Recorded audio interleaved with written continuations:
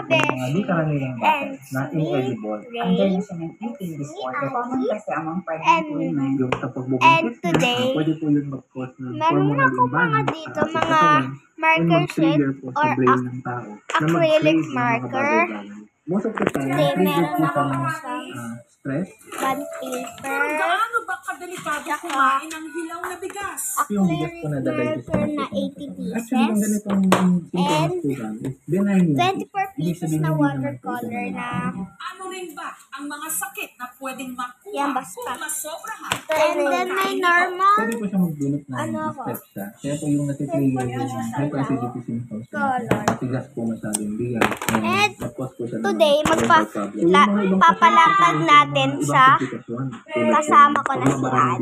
Pwede po magdulot ng poison. Tatag mo na. Alin Alin naman kasi na lamig. Pa rin po siya mawala o persistent pa rin Basta yung ko, symptoms. maano yan, tanggalin mo lang yung mga Psychiatrist inik-inik para po mag-undergo ng behavioral therapy. Ang ibas-bigas po yung kainin.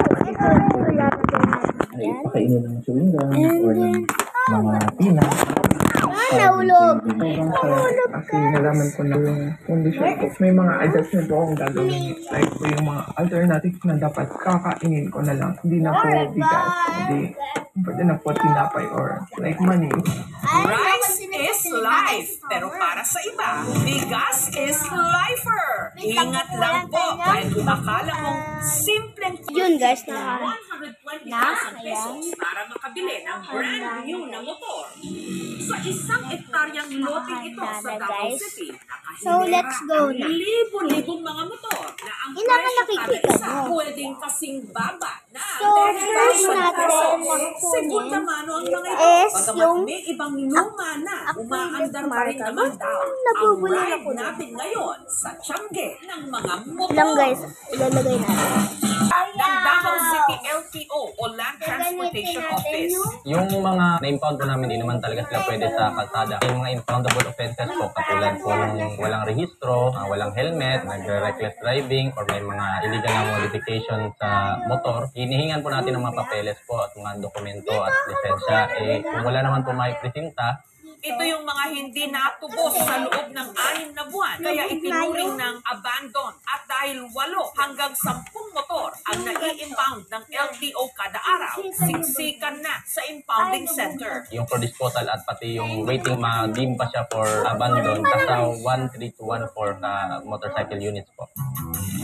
Kaya ang naisip nilang solusyon, sa halip na tuluyan ng mga itong maluma, ipabid na lang. Yung actual bid po natin, pwede lang siya online Google Meet or Zoom. Sa actual, yung sa third bidding, usually face-to-face kami doon na po medyo parang ukay-ukay na talaga yan siya. Kaya ang truck driver na si Roderick, abangers tuwing may bidding, namamakyaw kasi siya rito ng motor para sa kanyang buy and sell business. Katunayan, sa huling bidding nito lang nakaraang buwan, 70 na mga motor ang kanyang nabili sa halagang 90,000 pesos. Lahat-lahat. Kung magkano yung kapital, medyo ibinta lang pass-break para madali lang ibinta kahit mga mura-mura lang. Basta abot kaya sa mga buyer po. Ang ilan sa mga motor, nirecondition niya muna bago i-resell. Pina-recondition namin yung mga unit na galing sa LTO para pagpunta namin sa inspection para sa registration. Wala ng mga ilaw. Pag ayaw gumagana, hindi man yung i-approve ng LTO. Kailangan function lahat. Isa pa sa mga nakapagpundar ng sariling motor galing sa Moto Tiangge, ang machinist na si Raul. Mahirap po sir para sa akin kasi po free ride po kasi ako wala po sa bahay, pababa ako, sasakay ng tricycle, tapos sasakay na naman ako ng jeep ulit. Kaya si Raul nagka-interes na bumili ng segunda manong motor. Taong 2021, naka-score siya ng motor sa halagang 10,000 pesos lang. Matipid po sir, una ang presyo na 12K lang po yung halaga. Samantala kung bumili ka ng brand new, nakakahalaga yung 78,000 na pataas. At saka yung makina okay naman po, tininan ko man, good as brand new po, kaya binili ko na lang. Ang motor, kinabitan niya ng sidecar na ipinampapasada niya para may extra siyang kita. Papabiyahe ako ng buong araw, sir, hindi po ako bababa ng 1,000. Pero doon po pa rin yung kinukuha, yung panggasolina niya at saka ibang gastusin. Siguro mag-net income na lang po ako ng mga 700 or 600 po. Malaking tulong po talaga sa akin. Ito naman daw ang takbuhan ng mga gustong magkamotor dito sa Santa Maria sa Bulacan. Lalo na yung mga hindi pa afford magbayad ng cash o ng isang bagsakan. Ang kailangan lang, cash app o online wallet. Paanda rito ng may-ari ng tindahan, ang mag-asawang Juan at Portia. Napansin din namin, meron tayong mga kapatid na manggagawa na hindi kumpleto yung requirements nila. So kahit na meron sana silang pambayad dahil may mga hanap buhay sila, hindi sila nakakapag-take out ng motor na hulugan. And then we found a way dahil naghahanap pa rin talaga sila ng installment. Pagka-process natin, after ilang days, papasok na rin yung amount dun sa aming bank. So we're gonna be fully paid by the cash app. So si cash app at saka si customer na talaga yung merong transaction. Hanggat verified o registered ang account mo sa cash application, wala nang hihinging ano pang dokumento mula sa bibili. Pwede silang magkaroon ng motor na walang CI, walang ID, kasi dapat verified na sila dun sa cash app. Ang mag-asawang Mary Joy at Jerome dumayo sa bilihan ng motor. Biglang nag-notify sa akin yung cash app. Nagulat ako, nakita ko, meron siyang 100k na available credit.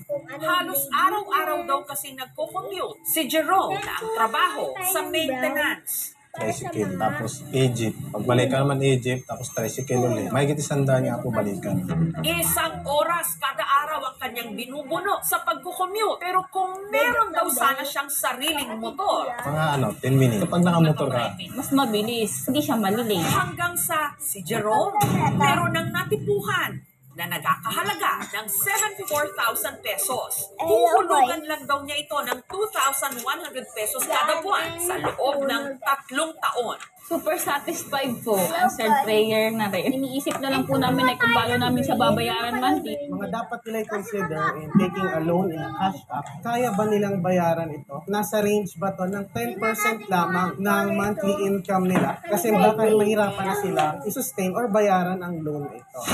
Pero ano rin ba ang kalimitang problema na nararanasan ng mga bumibili ng mga segunda manong motor? Ang repossess na sasakyan o motor, yun yung mga tinatawag natin na hatak, no? Hatak ng bangko o hatak kaya ng dealer. Ito yung mga hindi na nabayaran ng mga original na bumili ng motor o sasakyan. Yung cons naman, wala siyang implied warranty. So kapag nasira yan, ikaw talaga magpapagawa niyan. Minsan, kakamahal ka pa kung hindi mo talaga na-inspect ng maigi yung binili mo. Pagdating sa mga motor natin, tinetest ng team natin yan. Nira-ride, sinusubukan, lahat gumagana. Pagdating naman kay customers, once they get here, meron kami tinatawag na check, 1 to sawa na check. So magsama ka ng mekaniko mo, magsama ka ng marunong sa motor, i-check mo ng i-check. Please double check kung ano man yung unit na inyong makukuha. Magdala ng mekaniko para sigurado, pa-check kung ano yung mga piyasang nawala.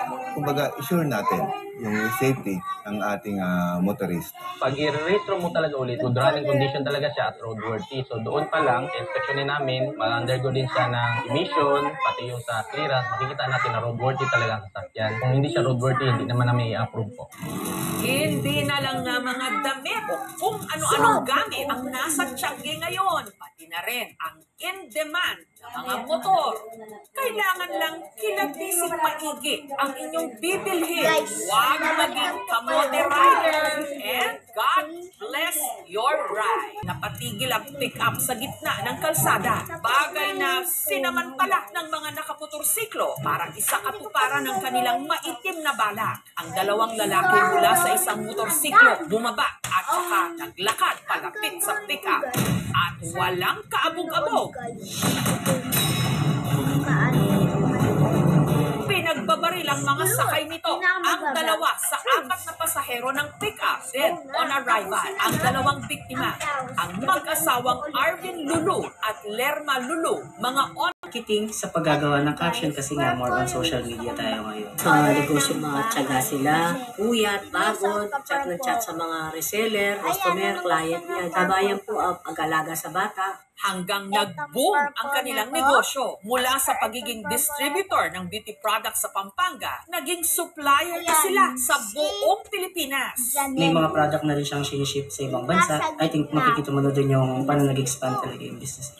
Kami bilang magulang, siyempre po masaya kami. Nakikita namin na umuunlad ang kanilang kabuhayan. Dahil nga lumawak na at lumago ang kanilang beauty products business, nagpapasok sila ng mga kasosyo. At ayon sa investigasyon ng pulis, isa sa mga kasosyo nila ang suspect ngayon sa pagpatay sa mag-asawa. Nalocate natin yung... Madalas din daw siyang pautangin ni Lerma ng mga produktong kanyang ibibenta. Na-shock kami. Inaresto ng mastermind umano ng krimen. Sa kasalukuyan, hinihintay na lang ang warrant of arrest upang dakpin ng mga otoridad ang suspect. Sa pamilya ni na Arvin at Lerma, ang natira na lang mga alaala. Pag mahal silang anak sa mga magulang, they're blessed na kasi mahal nila yung parents nila. Isa din siya sa malaking impact ng pag-aaral ko. Slowly produce namin yung concept of that kasi it's a very sensitive topic din po, especially